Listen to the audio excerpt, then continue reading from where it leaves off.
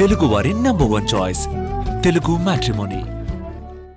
టీడీపీలో పదవుల ప్రక్రియ జోరందుకుంది. త్వరలోనే జిల్లా అధ్యక్షుల ఎన్నిక పూర్తి కానుంది. ఎమ్మెల్యేలను సమన్వయం చేసుకుంటూ జిల్లా అధ్యక్షులు ముందుకు వెళ్లాలని ఇప్పటికే హైకమాండ్ సూచనలు చేసింది. దీనివల్ల పార్టీ బలోపేతంతో పాటు స్థానికంగా ఉన్న గొడవలు కూడా సద్దుమణుగుతాయని అంచనా వేస్తోంది. ప్రస్తుతం పార్టీ పదవులకు సంబంధించి చర్చ బాగా జరుగుతోంది. త్వరలోనే అన్ని పదవులు భర్తీ కానున్నాయి. రాష్ట్ర కమిటీ, జిల్లా కమిటీలు కూడా త్వరలో ఏర్పాటు కానున్నాయి. జిల్లా అధ్యక్ష పదవులపై పార్టీ ప్రత్యేక దృష్టి పెట్టింది.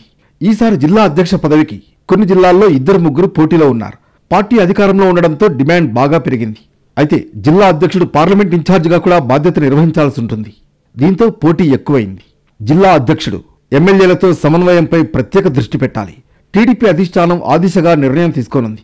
ప్రస్తుతం కొందరు ఎమ్మెల్యేల వైఖరిపై అధినేత తీవ్ర అసంతృప్తితో ఉన్నారు. ఇలాంటి పరిస్థితుల్లో జిల్లా అధ్యక్షులకు కీలక బాధ్యతలు అప్పగిస్తారని సమాచారం.